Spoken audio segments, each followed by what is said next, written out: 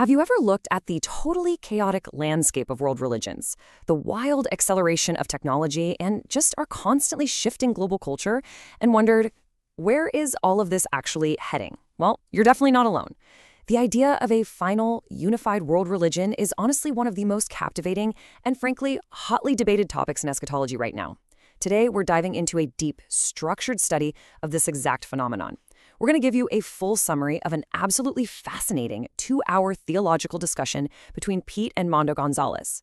Now, we are sourcing this study completely from the Rev 310 channel, and a link is below in the description box so you can check them out. Also, real quick before we unpack their incredible insights, prayers for the Watchmen channels are very much appreciated. And also, since we are still here, TGC invites the Rapture Brethren to select the membership button on this channel, The Gospels Compared. As a thank you, members who bless TGC receive early access to extra content, and members may request a summary video of their choice. All right, let's dive right into this full summary. Okay, so here's our roadmap for this study. We'll start with number 1, the historical age of deception. Number 2, we'll break down something called the Hegelian dialectic. Number 3, the denominational divide. 4, we're looking at the fate of Islam. 5, we'll dive into Noahide Laws and AI. And finally, number 6, we'll tie it all together with the ultimate composite faith. Let's get going. Section 1, the age of deception. The speakers here kick things off with a huge foundational premise. Our modern era isn't just accidentally confused, it's actually highly engineered through escalating spiritual deception. The source traces a very specific timeline to show exactly how we arrived at this point of profound confusion. We start way back in the 1800s. Now, this was an era that saw a massive rise in brand new, fragmented ideologies and alternative belief systems. These really laid the initial groundwork for moving away from historical orthodoxy. Then, fast forward a bit to the 1960s. We all know there was a massive cultural shift here, right? The counterculture movement started heavily blending Eastern mysticism and moral relativism into traditional Western frameworks. This essentially softened those rigid boundaries of truth. And that softening, well, it paved the way directly for the 1980s. This was the era of materialism, the prosperity gospel, and highly commercialized televangelism taking root. It shifted the focus away from deep spiritual truth and pushed it toward physical wealth and just emotional experiences. And all of that led us directly into the 2000s, the technological age. The study points out that today's youth have been born entirely into this internet age. They are swimming in a sea of overwhelming information, algorithm-driven echo chambers, and totally fractured truth. They are inheriting the culmination of all these historical eras, which, according to the speakers, makes them uniquely susceptible to deeply rooted deceptions that have literally been building up for over 200 years. Moving on to Section 2, the Hegelian dialectic. To really grasp how all these historical shifts eventually crash into a final global system, the study relies on a very specific philosophical framework. It's called the Hegelian dialectic, and it's a crucial concept to wrap our heads around. Here's how it works. You have a thesis, which is basically your current state of affairs, the status quo. Now, this thesis naturally clashes with an antithesis, which is a completely opposing, highly disruptive force. The intense friction between these two extremes, the thesis and the antithesis, eventually forces a synthesis. That's a brand new, blinded resolution that usually requires everyone to compromise their original values. Think of it like a real-world political crisis. Say a society faces a massive economic crash, right? That's the thesis. That gets met with radical, violent rioting and instability, which is the antithesis. The terrified population then willingly hands over unprecedented power to a restrictive new government just to restore order. Boom, there is your synthesis. The speakers apply this exact framework to global eschatology. Our thesis represents the current fractured world we live in right now, where competing religions, shifting cultural norms, and orthodox beliefs are constantly clashing in this chaotic struggle for dominance. This brings us to Section 3, the denominational divide. The speakers dive even deeper into the current state of global Christianity to analyze its role inside this chaotic thesis phase. To put things into perspective, globally, there are roughly 45,000 Christian denominations in existence today. That is a massive number. But Pete notes a really staggering discrepancy here. If you apply strict historical Orthodox filters to those 45,000 groups, that massive number shrinks drastically to around 6,000. I mean, think about that. That's a huge drop-off. And it underscores a really vital point in the study. The broad, generic label of Christianity today includes a vast amount of theological drift and compromise. The vast majority of what the world views as Christianity has already begun blending with those cultural deceptions we were just talking about. So how do they get to that 6,000 number? The study uses 4 strict theological criteria to separate the true biblical remnant from the broader compromised landscape. Number 1, the deity of Christ. This is the unshakable belief that Jesus is entirely divine. Number 2, the Trinitarian Godhead, recognizing God as Father, Son, and Holy Spirit. Number 3, salvation by grace through faith, meaning salvation can't be earned through human works or, global cooperation. And finally, number 4, biblical inerrancy, trusting the scriptures as the ultimate flawless authority. According to the speakers, if a denomination fails to uphold even one of these core tenets, they are removed from what they call the true biblical remnant. This perfectly illustrates the scriptural concept of the narrow gate. And here's why this matters so much for their timeline. Because this specific group is fundamentally uncompromising. They literally cannot be integrated into a unified global religion. They won't bend. And that sets the theological stage for why this exact remnant must be removed from the earth via the rapture. They are the primary roadblock to achieving that global religious synthesis. All right, Section 4, the fate of Islam. Now we look at the antithesis portion of the framework. We're focusing on the militant belief systems that are actively challenging the global order. So, is Islam the final world religion? Now, when you look at modern geopolitics, all the ongoing conflicts in the Middle East, and shifting global demographics, it's incredibly easy to assume that Islam might eventually dominate the globe, right? It's a hugely debated topic.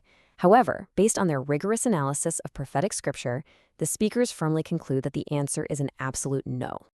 The reasoning for this comes down to a massive, insurmountable theological clash.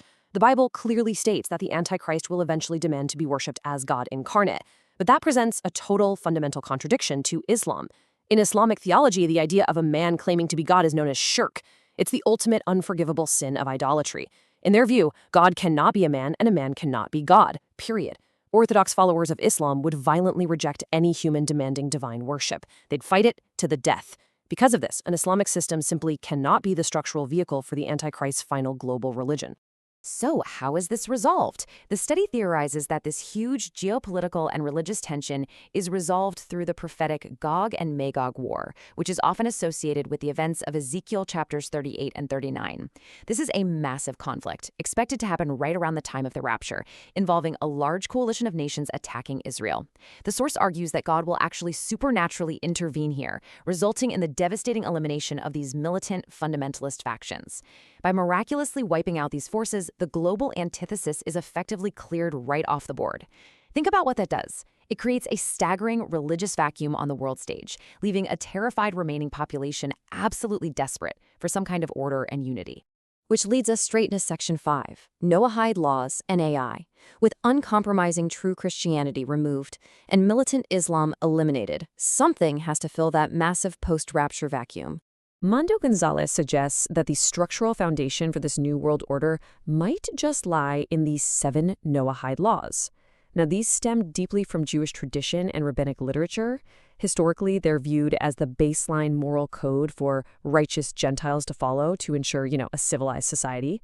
The laws broadly dictate things like no idolatry, no blaspheming God, no murder, no sexual immorality, no stealing, no eating live flesh, and the establishment of fair courts of justice. Honestly, to a secular, traumatized post-rapture world, these will look incredibly reasonable, right? I mean, who's going to argue against no murder and no stealing? They appear to be the absolute perfect, peaceful blueprint for global utopian society based on basic, universally acceptable human morality. It really looks like the ultimate safety net. But hold on a second. The study dives deep into how these very benign-looking laws are actually a trap, just waiting to be weaponized. Here is the catch. Under a strict rabbinic interpretation of the Noahide Laws, worshiping Jesus Christ as God incarnate, as part of a Holy Trinity, is actually classified as punishable idolatry. It's considered a capital offense. The study theorizes that the Antichrist will brilliantly weaponize this exact no idolatry clause. While this new ecumenical global system will flexibly accept generic monotheism, earth worship, and vague spirituality, all in the name of tolerance, anyone who explicitly preaches the Orthodox divine Jesus will be legally targeted. They won't be persecuted just for being good Christians. They'll be legally executed as dangerous, intolerant idolaters who are threatening global peace. Of course, to enforce a hyper-specific global legal framework like that, the Antichrist is going to need some godlike capabilities.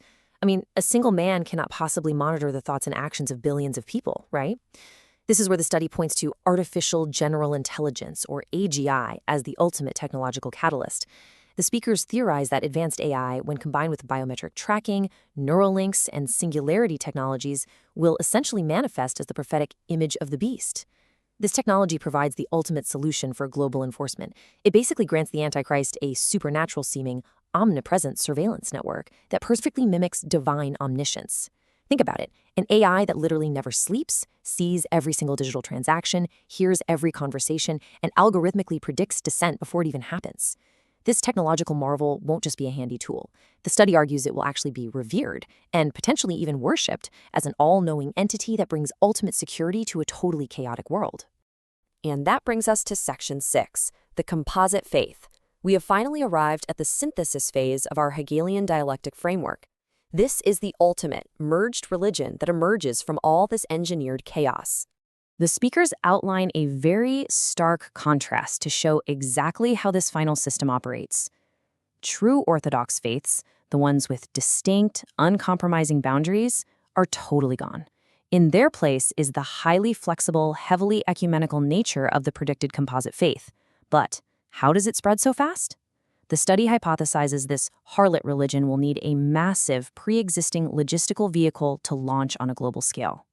They suggest it could heavily utilize the vast infrastructure of the Roman Catholic system, using its existing global hierarchy, its staggering wealth, and its undeniable geopolitical influence. This infrastructure could serve as a giant umbrella, seamlessly blending together apostate Christianity, mystical earth worship, extreme environmentalism, and even the reverence of AI, all totally unified under the banner of absolute tolerance and global survival. The study then turns this progression into a flowing narrative, detailing the first 3.5 years of the tribulation period. In the immediate, terrifying aftermath of the rapture at a global war, the world is going to be absolutely desperate for psychological comfort and safety. This drives step 1, the rapid formation of the ecumenical alliance. Everyone puts aside their distinct doctrines just for the sake of survival. Step 2, the Antichrist manipulates this perfectly. He plays the role of the great unifier, using this massive, unified religious system as a political stepping stone to consolidate absolute global power. But it's a trap. Step 3, at the midpoint of the tribulation, the mask finally comes off. He and his aligned kings turn on this global religion, violently destroying the alliance entirely, and he demands singular, absolute worship of himself alone. The study actually encapsulates this ultimate betrayal with a really powerful quote from the source material.